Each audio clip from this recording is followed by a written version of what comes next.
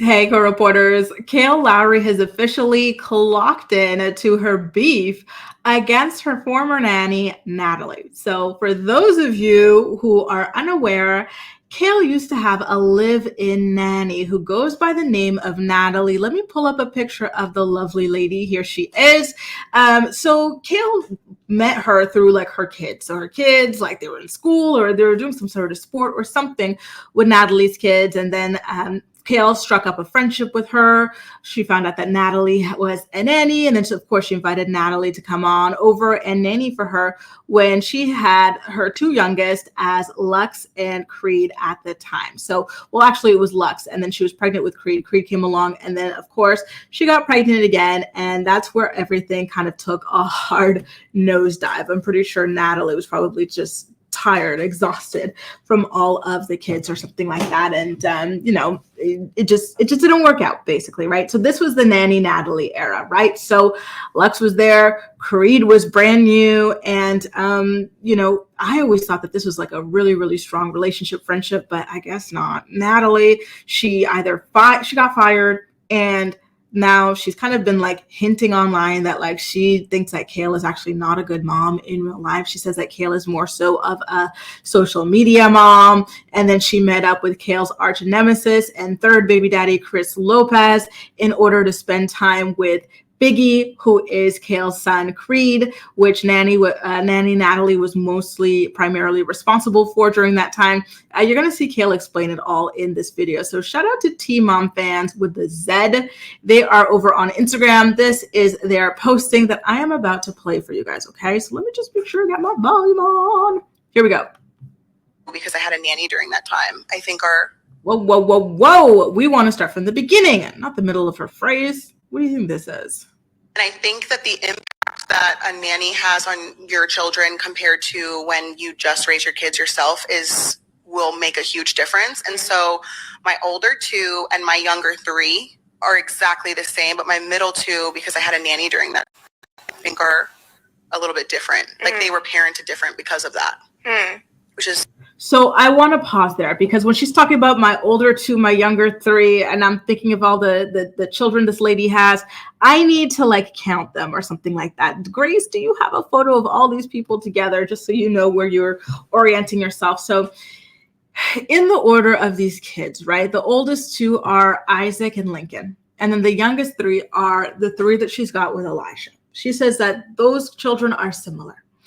And I've got a little bit of a hypothesis here.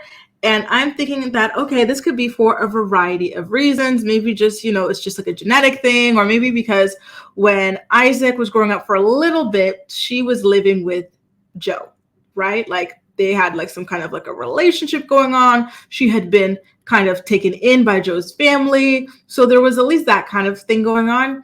And then when it comes to Lincoln, Kail was married to his father, Javi. So you see that there was like, she was living with the father of these two children. When it comes to Lux and Creed, that was not the case. In fact, she was in a very, very tumultuous jump off situation. I wouldn't even call it a relationship, but it was a situationship with kids involved, with their father. She accused their father of being violent with her. She too was violent with the father. She caught a charge for this. It was called offensive touching. The charge was eventually dropped, but that remains to be the case. And now for the youngest three, what happened? They are the kids that she's got with Elijah, the latest baby daddies. Forgive me, you guys. I'm trying to keep up. It's a lot, okay? Who are the youngest three? There's Rio, there's Verse, and there's Valley. So again, this is a similar situation to what she had with the first two children, where she is living with the father of them. And this relationship, as far as I'm aware, is not a very tumultuous relationship. It's a very chill, steady, easygoing relationship. In fact, I think it's probably Kail's best relationship to date. She's finally stabilized. So I think that could also be playing a role in all of this, and again, going back to the tumultuous relationship that she had with Chris, perhaps all of that back and forth, the combat on both sides of the aisle, maybe those things were impacting the children as well, Food for thought, but she is going to continue on with her story here. It's really interesting. And I've only just now kind of seen the effects of that, I feel. You know, do you guys have a nanny? We don't have a nanny. No. But like Abby's mom will help out through like for sure and stuff when we're working. So nice. Yeah. Mm-hmm. But I'm like, do you think that's in a good way? Has it helped things? Oh, in a bad Absolutely way? Not. Really? Mm-hmm. Okay. Absolutely not. I think that it was needed at the time. I had like postpartum and like I was going through a lot of things at the time. And so I think it was needed at the time. But like looking at the results today and looking back at the situation, I definitely, it's a catch-22 because it was needed at that time. But I think that the kids were impacted differently than if I would have just raised them myself, like by myself. Were you? But okay, obviously postpartum is a serious thing that's not easy to go through that. Yeah. So do you wish you would have tried to not have the nanny even while you were going through postpartum? Yeah. And I think that the impact that a nanny has on your children compared to when you just raise your kids yourself will make a huge difference. And so my older 2 and my younger 3. So there you go. She basically says that she regrets it. She's like, you know what? I should have fought through my postpartum and raised them babies on my own, which, you know, she's entitled to feel that way, of course, right? I just found it to be a rather interesting thing to be saying now at this point. And I kind of wonder if this is her just getting a dig back in at Nanny Natalie. And listen, can you blame her? Natalie went behind her back after talking crap about her on the internet to link up with her ex jump off / baby daddy to meet up with her kid. Like, that is kind of creepy. I would feel a certain way about that too. I would be like, damn, I regret having that lady in my house.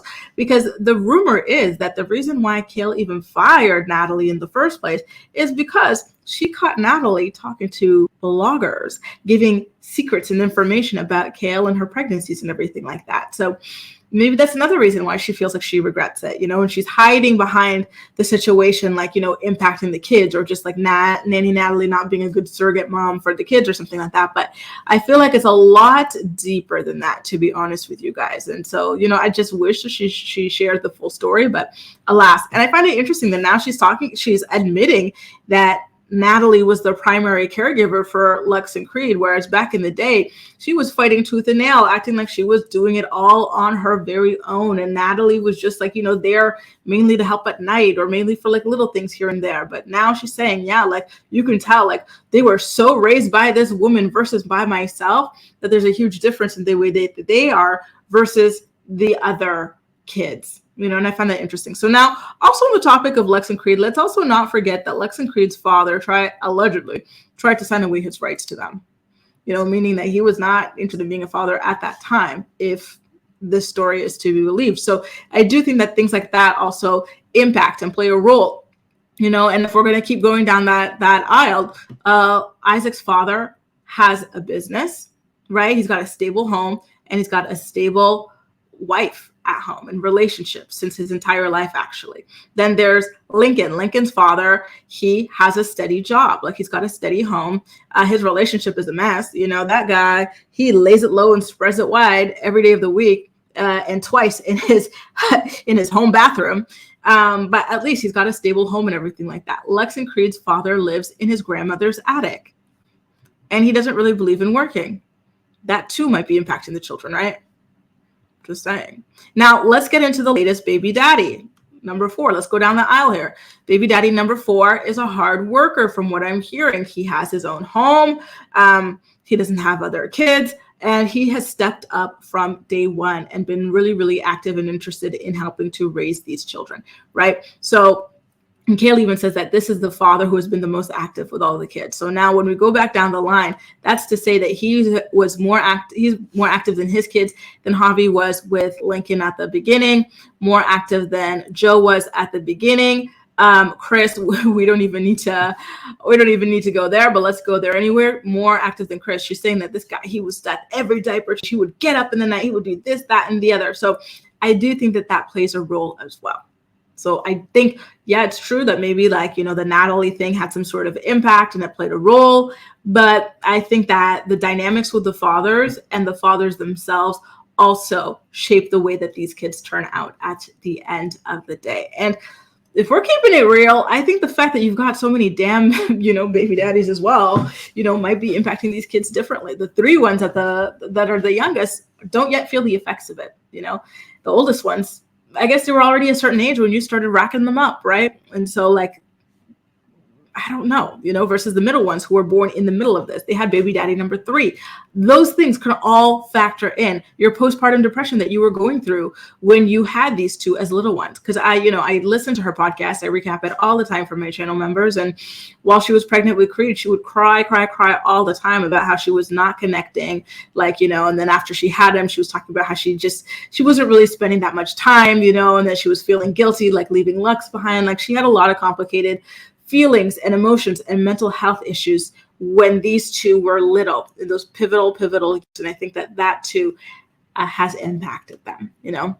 Anyway, very sad, right? Very, very sad at the end of the day, but hopefully everybody turns out all right, you know.